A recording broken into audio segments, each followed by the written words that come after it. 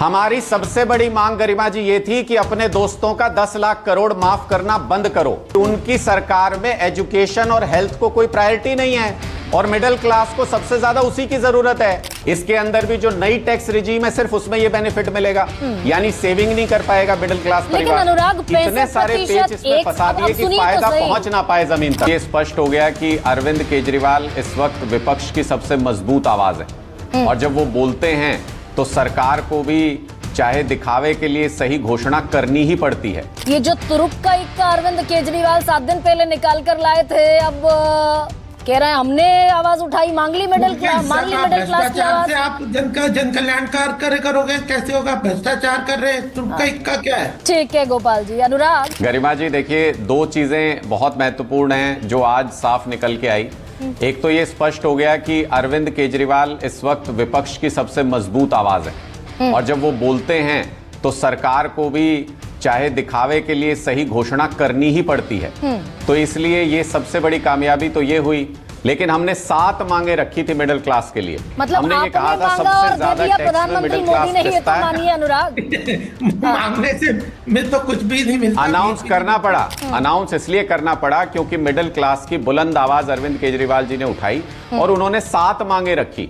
लेकिन गरिमा जी इसमें भी देखिए, ये सिर्फ घोषणा करते हैं और उसमें पेच फंसा देते हैं क्योंकि इनकी नीयत नहीं है काम करने की।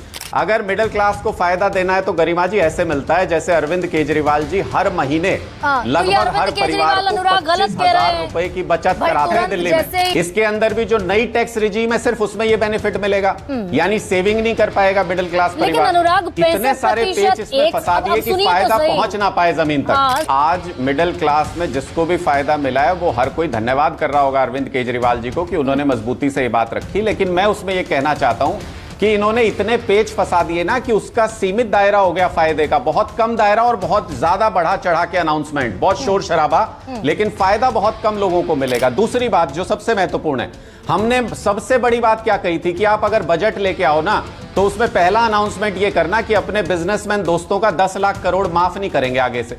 मैं यही तो कह रहा हूं गरिमा जी कि उनकी सरकार में एजुकेशन और हेल्थ को कोई प्रायोरिटी नहीं है और मिडिल क्लास को सबसे ज्यादा उसी की जरूरत है। 2% एजुकेशन, 2% हेल्थ बजट, हर बार वही रिपीट कर देते हैं। अरे जब तक एजुकेशन और हेल्थ पे काम नहीं होगा तब तक मिडिल क्लास का बर्डन कैसे कम होगा? कहते हैं कि टारगेट इन्होंने सेट किए थे। अब टारगेट की बात सुन लीजिए। टारगेट तो इन्होंने ये भी सेट किया था कि 2022 तक सबको मकान दे देंगे। टारगेट तो इन्होंने ये भी सेट किया था 5 ट्रिलियन इकोनॉमी बना देंगे 2022 तक। टारगेट तो इन्होंने ये भी सेट किया था कि बुलेट ट्रेन चला देंगे 2022 तक। टारगेट तो ये भी सेट किया था 2022 तक किसानों की आय दुगनी कर देंगे। टारगेट तो इन्होंने ये भी सेट किया था कि 2 करोड़ रोजगार दे देंगे।